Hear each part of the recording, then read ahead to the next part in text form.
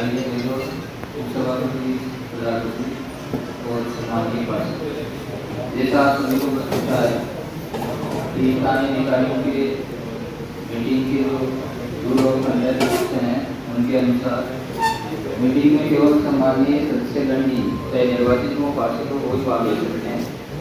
तो मेरी अपील है कि कोई ऐसा मानव कोई भी गणमान्य नागरिक यहाँ उपस्थित है जो बोर्ड का सदस्य नहीं है तो कृपया वो बाहर नगर परिषद कार्यालय में या तो फिर स्थान पर विश्राम कर सकता है, बैठ सकते हैं। सदस्यों के अलावा कोई भी यहाँ उपस्थित नहीं है, ये मेरी आपसे अपील है। कोई हो तो प्लीज नीचे चट्टान के आराम से बैठे।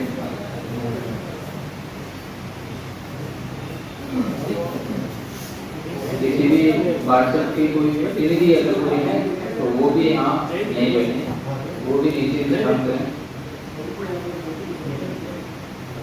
नगर परिषद के अधिकारी और कार्मिक और मीडिया बंधु निर्वाचित मनोनीत पार्षद के अलावा कोई भी व्यक्ति यहाँ उपस्थित नहीं है।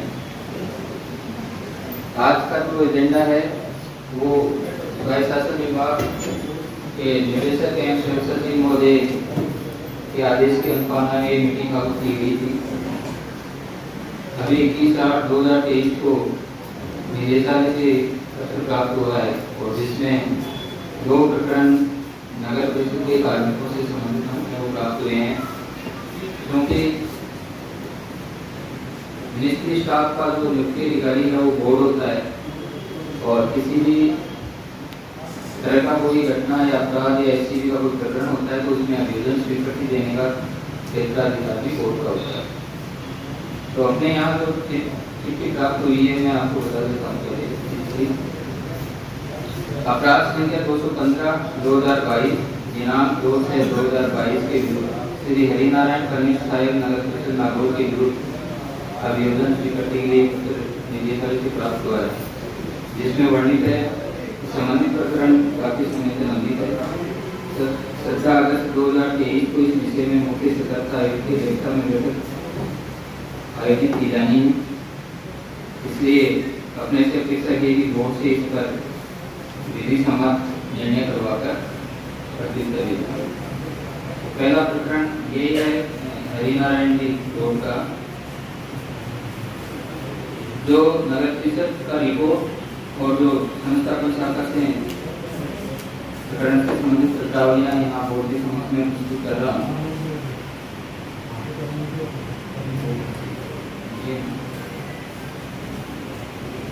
इसकी एक जो विस्तृत जानकारी हुई है कि श्रीमती जसमीता पत्नी संस्कृति जाति चढ़ुआ भारत ठाकुर सिनेमा के पास के पीछे लोहारपुरा नागौर में राजस्थान नगर परिषद अधिनियम 2009 की धारा 69 के तहत आवासीय मकान का पट्टा के लिए आवेदन किया था, जिस पर प्रशासन सहयोगी संघ अभियान में नियत शुल्क जमा कराकर और आपत्ति विरोधी करवाई गई थी।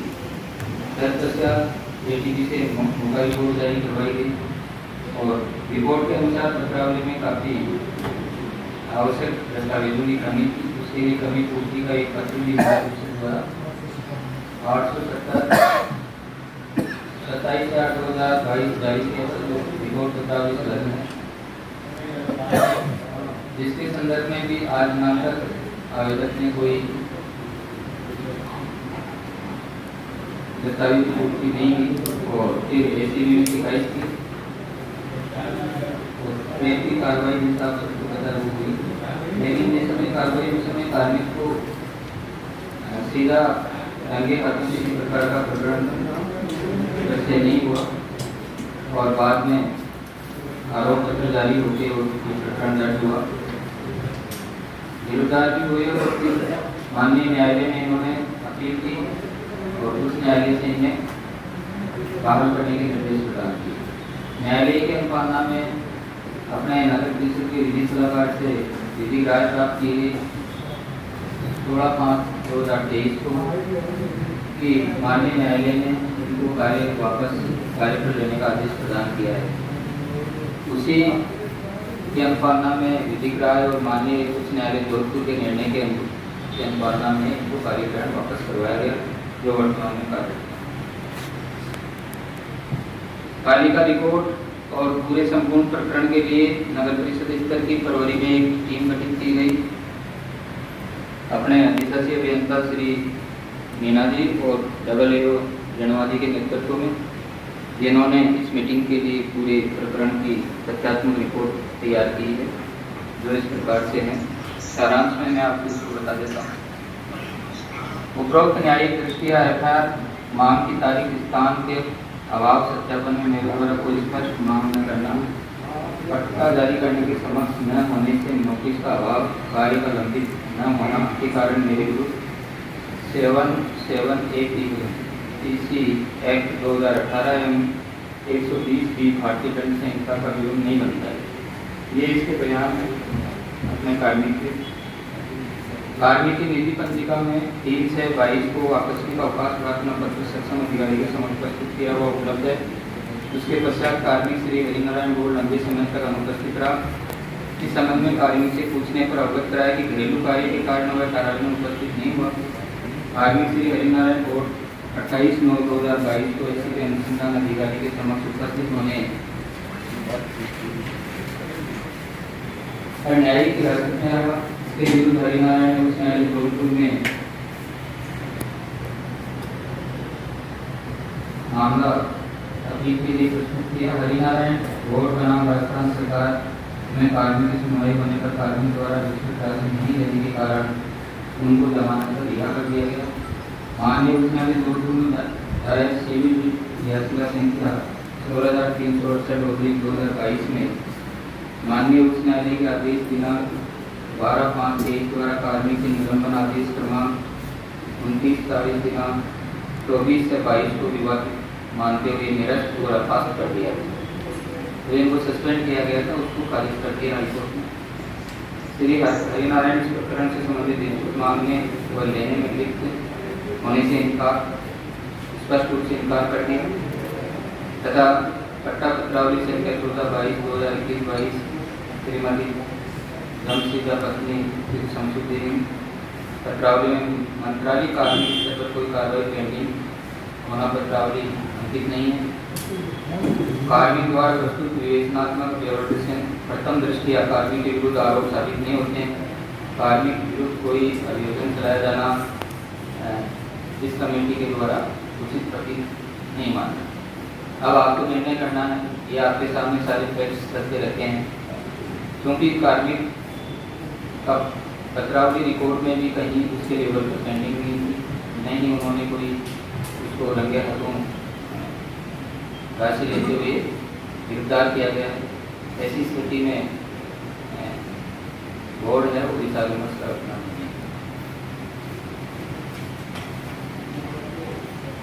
अगर इसमें कोई पार्षद तथ्य रखना चाहता तो बोल सकता है। ये आधार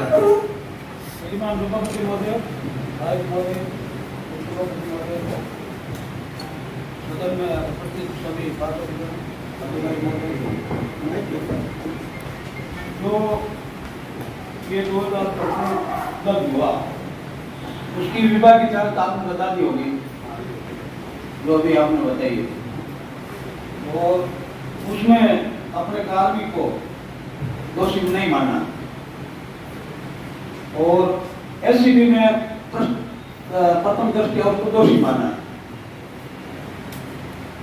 और जो अपनी विभाग की जांच हुई उसमें दोषी नहीं है। तो मैं आपसे गुजारिश करता हूं, निवेदन करता हूं कि जो भ्रष्टाचार में लिप्त नहीं था फिर भी उसको बेचारे को 2 महीने जेल के अंदर रहना पड़ा। जेल में रहना बहुत कठिन होता है। तो मेरा बोर्ड से निवेदन है कि ये झूठा मुकदमा दर्ज करके कार्मिक को प्रकरण किया है, फिर ये एक एसीपी के ऊपर भी एक बोर्ड की तरफ से मुकदमा करवा दिया जाए। मैं क्यों नहीं था, अगर किसी व्यक्ति को आपकी विभाग की जांच कह रही है कि वो दोषी नहीं है और फिर भी वो बेचारा 2 महीने जेल काट गया है, तो उसके कुछ ठेस तो उसको पहुंची है ना, उसकी मानहानि हुई है, वो समाज में बदनाम हुआ है, पूरे शहर में बदनाम हुआ है और आपकी विभाग की जांच कह रही है कि वो दोषी नहीं है। तो मैं समझता हूं किसी व्यक्ति को बिना फालतू बेइज्जत करना ये संविधान नहीं कहता, न कोई कानून कहता है। तो ये एक निर्णय ये भी लिया जाए कि ऐसे भी जो बिना फालतू बिना तथ्य में इनके ऊपर मुकदमा दर्ज किया तो ये बोर्ड निर्णय ले कि एक मुकदमा एससीबी के ऊपर की बोर्ड की तरफ से नगर परिषद करवाए। मेरा ये मानना अगर दोस्ती नहीं है तो,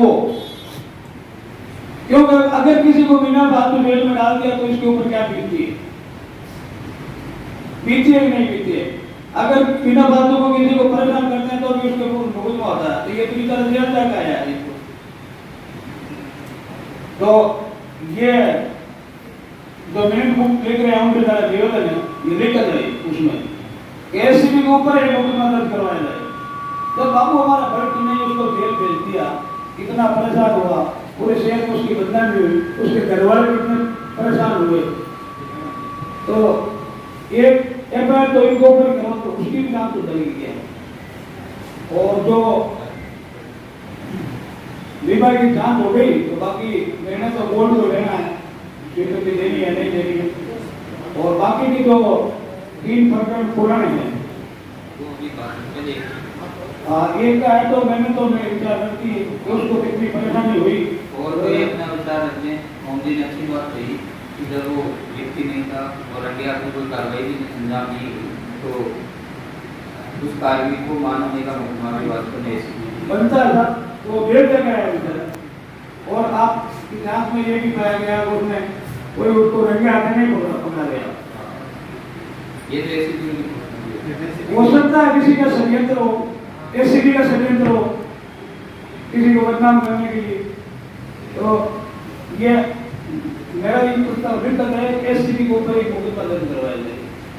महारानी का उसकी महारानी हुई कितना पता नहीं हुआ लड़की।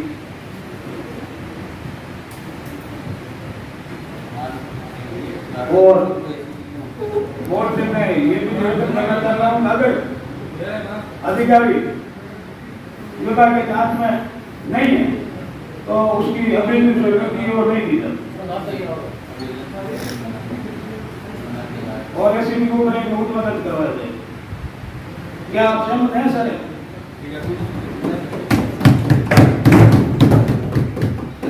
एक मिनट तो हो गया आपका पूरा। तो ये पहले मैं आज साधारण सभा में उपस्थित सदस्यगणों द्वारा सर्वसम्मति से इसकी आवेदन स्वीकृति से इनकार का प्रस्ताव लिया जाता है।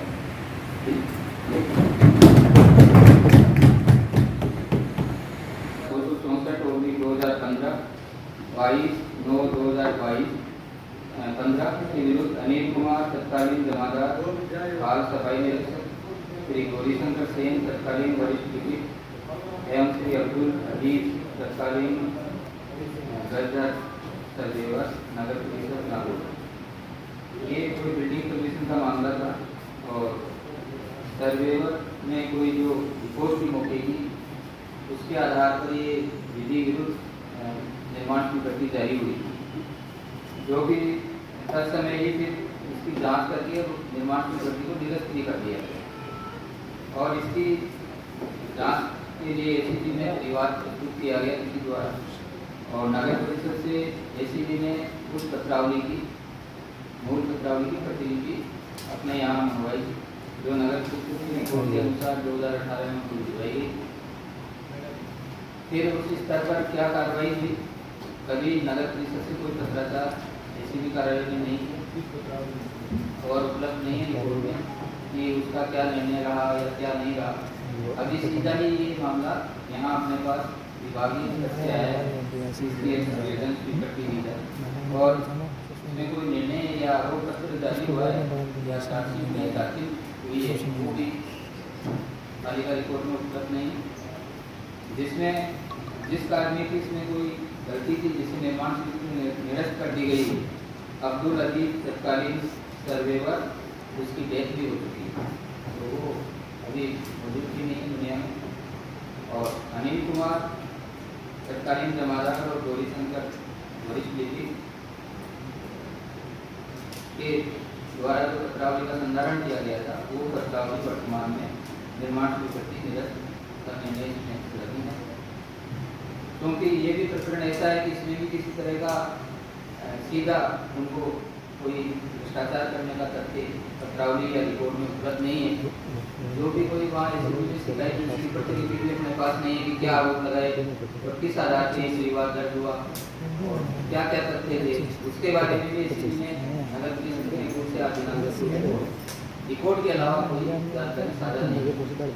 तो ये दोषी हैं या नहीं है, जो नगर पुलिस का रिपोर्ट है उसमें कोई तथ्य या वहाँ का कोई परिवार की प्रतिलिपि नहीं होने से बोर्ड निर्णय नहीं कर सकता कि ये दोषी। अपन उसको दोषी कैसे कहें कि उन्होंने क्या परिवार दिया और उसके क्या तथ्य थे और उन्होंने उसकी क्या जांच की। केवल ऐसे भी कार्यालय से उन्होंने घूस पत्रावली मांगी गई, रक्षण घूस पत्रावली वहाँ भिजवाई और जो बोर्ड उत्तर है उसमें इतना ही है निर्माण स्वीकृति जारी की गई थी, ये सत्य है।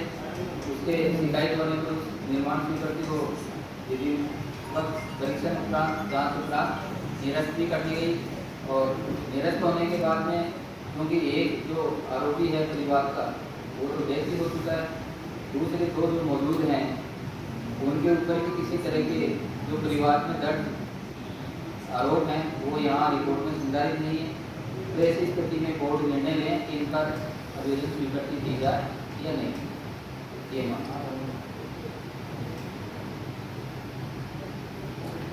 पत्रावली के अंदर पत्रावली मौजूद नहीं है अपने पास में, पत्रावली तो मौजूद है और विभाग की जांच हो गई थी। विभाग की जांच पत्र अपने को कभी आदेश ही नहीं दिया जांच करने का, नहीं करना वो हो गई, उसकी हो गई परमिशन की, जो परमिशन दी गई थी और उसमें जो सर्वेवर ने जो त्रुटि की थी उसके आधार पर जारी की गई, उसको सुधारते हुए उसको पत्रावली को निरस्त कर दिया, निर्माण स्वीकृति को अपास्त कर दिया नगर पुलिस द्वारा, जो पालिका में आज रिपोर्ट है। तो जो निर्माण स्वीकृति दी गई थी वो अस्तित्व में नहीं आती थी। नहीं तो उसको सस्पेंड किया गया क्या उस मामले में? किसी को सस्पेंड नहीं किया, नए विभाग ने किया, नहीं तो फिर वो विभाग के नाम का कोई सवाल ही नहीं है। आए नहीं आरोप सस्पेंड करके तो होती ना, और ऐसा कोई बेटर भी नहीं है, कोई दोषी भी मान लिया या नहीं माना, माना या नहीं माना उसका कोई अपने पास नहीं रिपोर्ट आया नहीं है, अपने पास कोई रिपोर्ट में नहीं आया कि एसीबी ने परिवार में क्या जांच की, ये रिपोर्ट भी अपने को नहीं भेजा पड़ती, सजा नहीं। तो ठीक है, जब अपने पास नहीं तो वहाँ से कोई आया मैं अपने कर्मचारी के असेसमेंट हुए विभाग की जांच की जरूरत ही नहीं पड़ी, तो फिर आगे में कोई सवाल ही नहीं खड़ा होता और नहीं कोई ट्रैक की कार्रवाई हुई, तो फिर उसका भी निर्णय कर लिया है कि भाई ये आवेदन स्वीकृति नहीं दी जा रही है। इसमें कोई ट्रैक की कार्रवाई भी नहीं हुई जिसमें कार्मिक दोषी हो। ये तो केवल निर्माण स्वीकृति जारी करने के संबंध में ही केस बना है, परिवाद है ये केवल परिवार है। इसमें प्रथम दृष्टया तब दोषी माना जाता है कि ट्रैक की कार्रवाई हो, आरोप पत्र जारी हो और उसकी जांच हो, सस्पेंशन हो। इसमें सस्पेंशन की कार्रवाई भी नगर पालिका स्तर पे पहले नहीं की, यानी सिर्फ प्रकरण दर्ज है, हाँ वहाँ से उनको कोई दोषी अभी माना नहीं है, माना नहीं माना अपने को ये पता नहीं है, पता तो फिर अपन आएंगे अभी तो स्वीकृति किस आधार पर देंगे? डीएलपी का पत्र आया ना, इसलिए सुनवाई करनी इसकी। डीएमडी ने अपने से मांगी है कि आवेदन स्वीकृति प्रदान करें ताकि इसका चालान पेश किया जा सके। चालान का निर्णय कैसे लें, किस पर क्या आरोप है, किस कर्मचारी पर? आप ये भी पता नहीं है तो भी नहीं एफआईआर तो दर्ज हुई है ना, ये जो एसीबी का अपराध संख्या 264 2015 22/9/15 में ये दर्ज हुआ है वहाँ परिवार संख्या, तो इसी परिवार में तो निर्णय करना है, लेकिन परिवार क्या है, उसमें क्या तथ्य हैं, उस पर क्या आरोप है, इसकी प्रतिलिपि अपने से साझा नहीं किया, इस पर अपन विचार करें। ये अपना कभी उसके आधार पर कर्मचारी को सस्पेंड किया, ने कोई उनकी विभाग की जांच करने की जरूरत पड़ी, तो फिर अभी जो स्वीकृति देने का तो कोई मतलब ही नहीं। आप निर्णय करते हैं इसी आधार पर करते हैं, तो ये भी सदन में उपस्थित सभी सदस्य हैं, तो ये निर्णय लिया जाए कि भाई जब पूरा प्रकरण ही अपने सामने नहीं है तो फिर अपन किस आधार पर ये आवेदन स्वीकृति दे। तो इसमें आवेदन स्वीकृति के लिए जैसे माननीय पार्षद ओम जी ने अभी चर्चा की है, और भी कोई अपना सुझाव रखना चाहे, सारे तथ्य आपके सामने हैं, विचार विमर्श कर विधिवत निर्णय लेने में। जो बात रखी ठीक है, मैं तो समझता हूँ।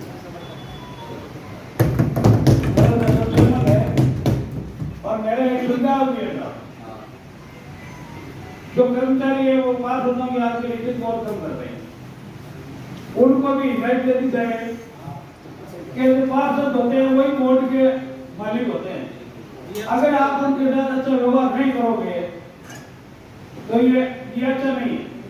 इसके लिए कल ही आगे और आगे से ऐसी शिकायत कुछ न कुछ होता है, जब धुआं तभी उठता है जब कुछ आग होती है, तो कुछ न कुछ उन्होंने गलतियां की होगी, आइंदा तो ऐसी गलतियां वो कर्मचारी नहीं दोहराएगा। ये आपके सभी आपके माध्यम से सभी कर्मचारियों को हिदायत दे दो कि बात होता कि सामान्य पार्षद को सभी बिठाएं, बात करें, उनकी बात सुने, ये कल ही में एक आदेश जारी करें। देखिए अगर कोई समस्या है तो आप मेरे को ज्यादातर तो बात ही नहीं करते हैं, और ज्यादातर इसलिए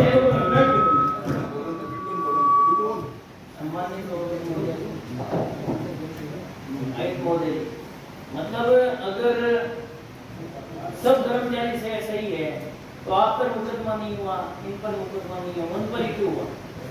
दूसरी बात है, अगर चोरों को बचाया जाता है तो वो चोर को बचाना चोरी करने के बराबर है।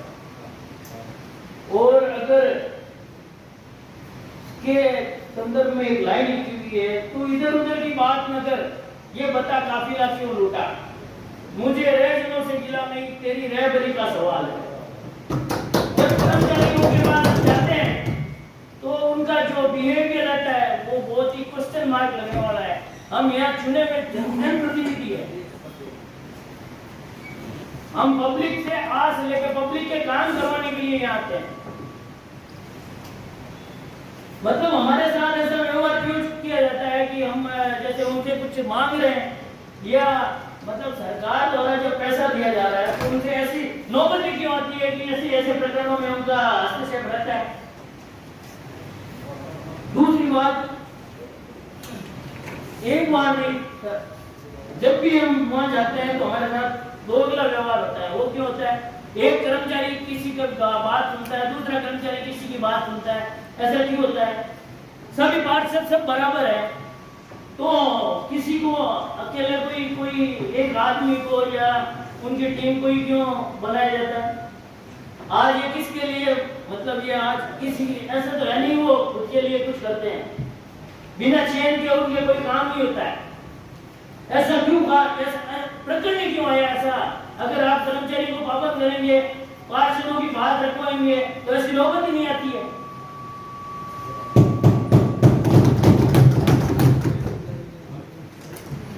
माननीय महोदय, जैसा कि दो प्रकरणों में अभी हमने चर्चा की है, अगर ऐसे प्रकरण और भी है जो फिर आ सकते हैं तो सीधा बात कर्मचारियों पर आ रही है। मैं सीधी बात आपके ऊपर कर रहा हूँ सर कि पत्रावली संख्या 882/2021-22 जिसकी शिकायत मैंने आपके पास 3 बार की है, और ऐसी पत्रावलियों के अंदर पूर्व में उजरदारी पेश की गई, उसके बावजूद पट्टा दिया गया और आपने अपने संबंधित विभाग को लेटर लिख करके कमेटी बनाकर जांच करने के आदेश दिए, और वो आदेश दिए हुए आज 2.5 महीने पूरे हो गए, लेकिन आपकी कमेटी ने ना तो विभाग ने कोई कमेटी बनाई और ना ही उसकी जांच करी। जब मामला एक धार्मिक स्थल का आता है तो वहां पर जब ये कमेटी बनाने की बात होती है, वहां पर सबसे बड़ी लापरवाही आयुक्त महोदय आपके द्वारा ही कही गई है। उसमें आपको 3 बार का आप सीधा कोर्ट जाने का रास्ता दिखाते हैं। हमें ये कोर्ट जाने का रास्ता दिखाया फिर जाता है जब कोर्ट से घूमकर अगर पूर्व कर्मचारियों के पास जो ये अभी जो 2 प्रकरण हुए ये कोर्ट से होकर एसीबी से होकर डीएलपी से होकर अपने पास आए हैं, तो अपन ये वहां तक जाने का रास्ता पहले पैदा होने ही क्यों दे जब हमें ये स्थिति उत्पन्न हो।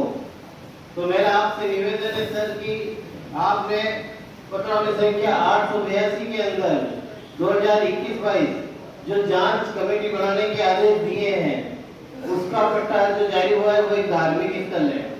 तो आपसे मेरा निवेदन रहेगा कि आप तुरंत प्रभाव से उस पत्रावली संख्या पर जो कमेटी बनाई है उसको अमल में लावे और उसका निस्तारण करें। धन्यवाद। पार्षद जी, आपने जो पत्रावली की बात रखी है, ये पत्रावली का जो पट्टा है प्रशासन शहरों के संघ और राज्य सरकार के जो 69 के पट्टे जारी करने के जो नियम विनियम बनाए हैं, उनके तहत पूरी प्रक्रिया अपनाकर विधिवत पट्टा जारी किया हुआ है।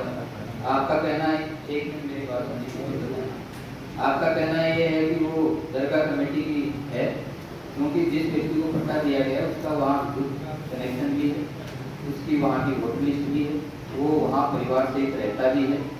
अब उसके बाद मकान उसने कैसे बनाया या किसी ने धार्मिक संस्था ने दिया, इसकी गहराई में जाने का हमें क्षेत्राधिकार नहीं है। फिर भी कमेटी से जांच रिपोर्ट कमेटी से हम ये, क्योंकि वो नए उससे किसी ने खाली करवाया मकान, वो अपने बच्चों से ही परिवार से उसी मकान में रह रहा है।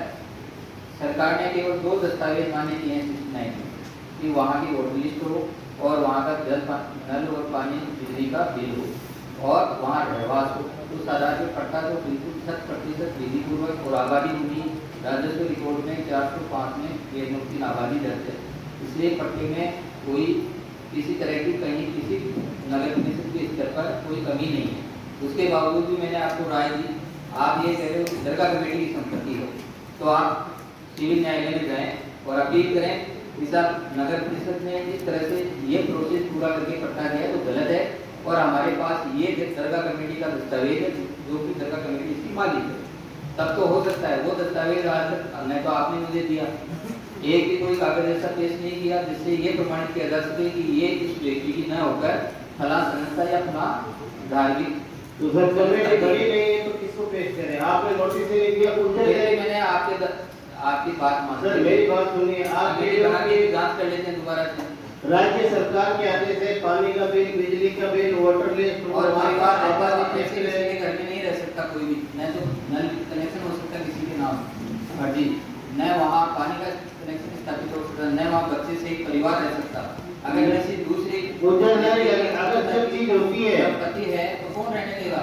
आप सब चीज सही आप जो कह रहे हैं कि उसके पास बिजली का बिल है, पानी का बिल है और परिवार रह रहा है, सब रह रहा है, और उजरदारी फिर लगा सरकार ने ये मापदंड निर्धारित किए। तो सरकार ने ये सर्कुलर दिया है कि आप गैर आबादी दर्ज है, राजस्व रिकॉर्ड में गैर मुमकिन आबादी दर्ज है। तो सरकार ये अब अगर फिर भी आप उसको गलत मानते हो तो मैंने तो आपको बिल्कुल तो सर मेरे लिए अब ये बताइए, जो सर्कुलर है सर्कुलर में ये कहा है कि अगर ये दस्तावेज पूर्ण है हाँ। तो उसके बाद अगर आप उजरदारी लगाते हैं वो मान्य नहीं होगी, ये लिखा हुआ है। ये आपकी उजरदारी पट्टा जारी होने के बाद में आई है श्रीमान।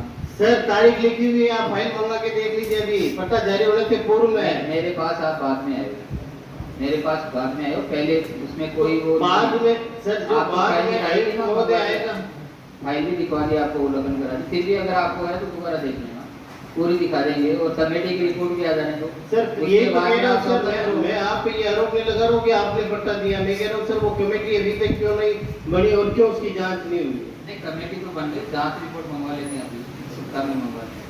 ठीक है। जैसे कि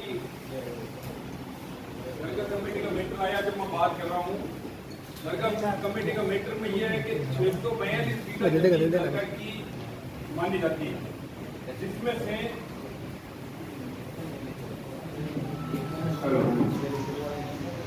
तो सुनिएगा 642 बीघा जमीन दरगाह की थी, जिसमें से अभी जो निर्णय हुआ था 2015 के अंदर हाईकोर्ट का, तो सुनिए आप मेरी बात को लेकर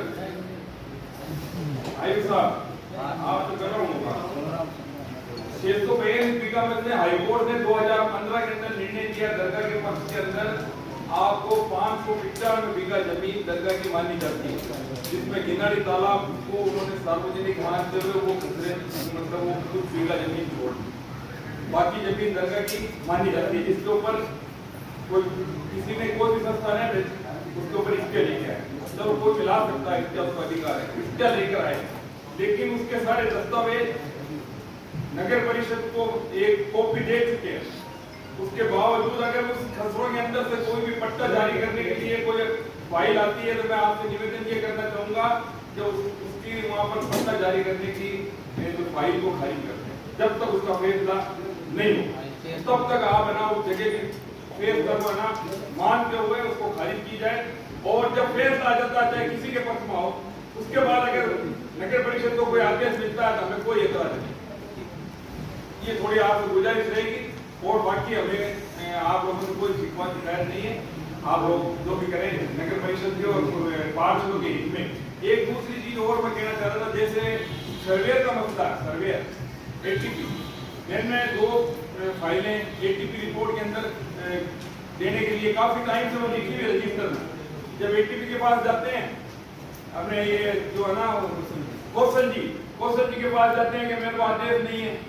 दीपक जी के पास जाते हैं कि आपका वार्ड हमारे उसमें नहीं है, नहीं करेंगे तो वो फाइलें है ना कम से कम 2 महीने से लटकी हुई पड़ी। अब आखिर एटीपी है ये तो बताओ के पास जाए रिपोर्ट करें।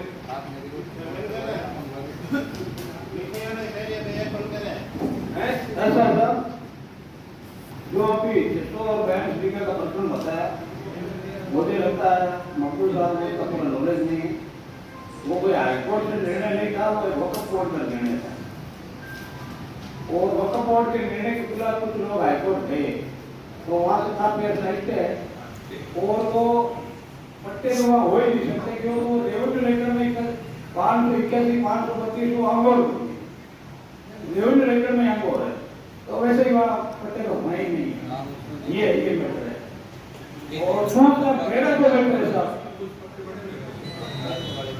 बंगे को काम करवा दो, बंगे तो की शिकायत करो भाई, वो अंगो है कि मैंने क्या 482 532 पुराने को अब्दुल रहमान के प्रपोजल नहीं था, उससे पहले उसमें 20 बीघा स्कूल भी है, उसमें ये अपने प्रताप कॉलोनी भी है और उसमें और कई बीघे 2 बीघे पट्टे वो कलेक्टर के एसडीएम के पहले भी दिए हुए हैं।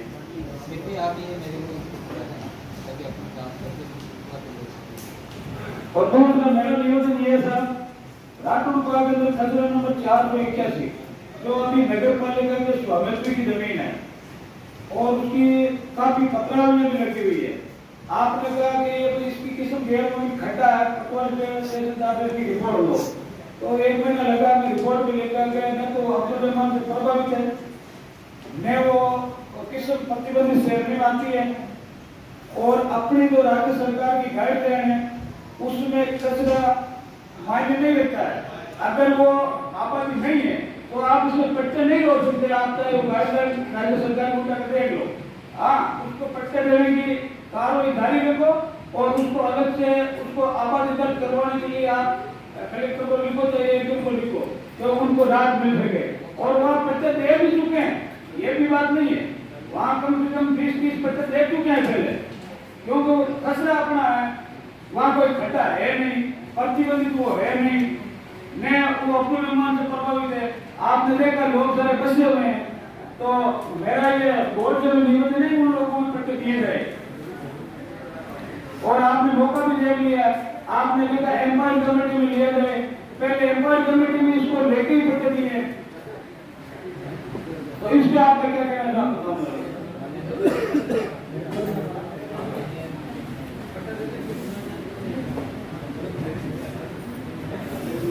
ये आपसे बात हो रही है इसके अपने अकाउंट से लेके किस्म चेंज करवाने के लिए किस्म चेंज जब तक आधा घंटा लग जाएगी किस्म चेंज करने का पावर यहाँ नागौर में सक्षम अधिकारियों के पास में नहीं है। ये सदस्यता बैठे इसकी किस्म चेंज करवाने के लिए अजमेर जाना पड़ता है, क्योंकि मैं कुछ रेवेन्यू में नॉलेज मिलता हूँ। सदस्यता किस्म चेंज कहाँ से होगी बताओ? और उसमें आपकी गाइडलाइन में किस्म प्रासंगिक नहीं है और न वो कचरा प्रतिबंधित श्रेणी में आता है, न अब्दुल रहमान प्रतिबंधित है। फिर पट्टे देने में क्या प्रॉब्लम है? जमीन अपनी है, नगर परिषद की है।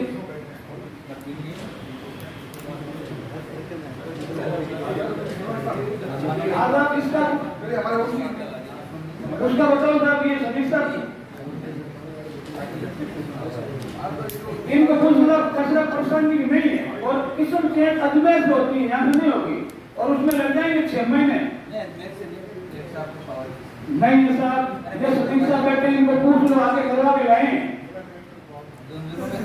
वो नगरीय भूमि निष्पादन नियम स्वतंत्र है अपन को हस्तांतरण तो कर सकते हैं, पर उसको किस्म को परिवर्तन करने का बहुत अधिकार तो बात नहीं है, उसको अजमेर भेजना पड़ता है।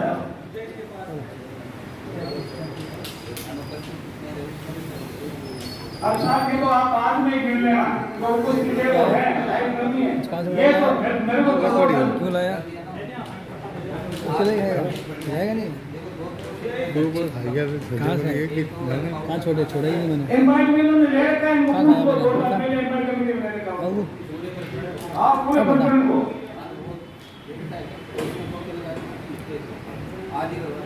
ठीक है। और एक मेरा निवेदन है था, यानी कम से कम 15 महीने हो गए आप और सारे अधिकारी कर्मचारी पेमेंट में महीना हो गए चंदा ले रहे हैं, मेरे लिए 5 रुपए का टिकट नहीं मिल रहे हैं सर।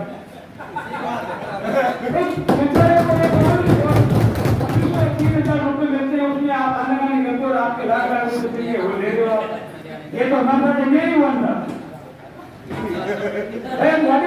और तो हमारे कोई इनकम का सोर्स है नहीं, हम तो यहाँ पूरे दिन जनता के काम के लिए घूमते हैं, तो हम तो ये करते हैं कि हमारी गाड़ी में तेल डलवाने वाले पैसे इस हफ्ते में मिल जाए तो हम तो खुश हैं।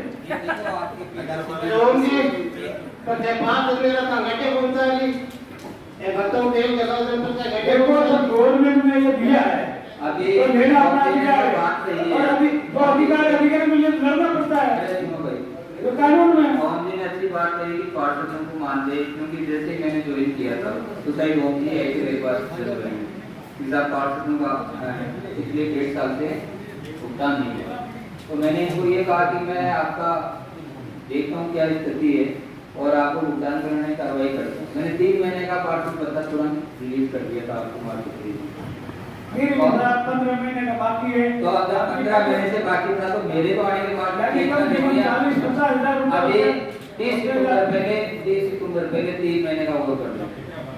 और वो तो लेडीज पास भी बहुत है साहब, उनको पूछो पति उनको कितने पैसे देते हैं, उनको 40,000 आएंगे तो वो भी इस जगह में नहीं जरा पूछने वाली है, कोई वाइस चेयरमैन साहब तो काले कपड़े बैठे हुए जो तो विरोध का प्रतीक है, मुझे लगता है इनको भी कोई ये किस बैठे सवाल।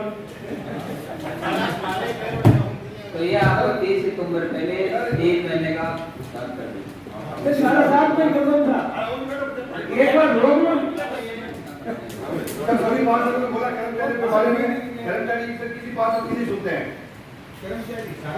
सब कर्मचारी, और जिस कर्मचारी को उसकी जगह से उसके वन विभाग में नहीं लगाया, सुनो, जिस कर्मचारी को उसके मध्य विभाग में नहीं लगाया वो 10-15 दिन की छुट्टी ले लेते हैं, उसमें आप क्या कार्रवाई कर रहे हो? मत छुट्टी ले रहे हैं, कोई मतलब नहीं है। नोटिस देंगे नोटिस आपने तो दिया नहीं, सब कितने कर्मचारी छुट्टी पे है? ये तो बड़ेदार बैंक में होते हैं, वहां नहीं लगाते तो वो छुट्टी पे चले जाते हैं, दिन भर परेशान होते रहते हैं, कौन कर्मचारी कितने बजे आ रहा है, कौन कर्मचारी कितने बजे आ रहा है। नामांकन की फाइल लगेगी, उसके ऊपर बोर्ड नहीं किया जाएगा, चाहे उनके कवर जी मैडम आएंगे तब होगा। नामांकन वाले में भी सॉफ्टवेयर में दिक्कत चल रही है, अभी विजुअल हो जाएगी आपके लिए। कर्मचारी सब मनमानी है, कर्मचारी सब मनमानी है, तो जिसको मनमानी विभाग लगाओ तो आएगा, नहीं तो नहीं आएगा वो। बिल्कुल सर कार्रवाई करेगा। मैंने ये पूछा था लोग सवाल अरे ये कह रहे हैं कि कोई सभापति बोले अरे मैं भी बोलता आप हूं जानेंगे सभापति उपसभापति आए, ये काम तो आप आयुक्त के पास शिकायत कर देते, आप क्या कर रहे हैं?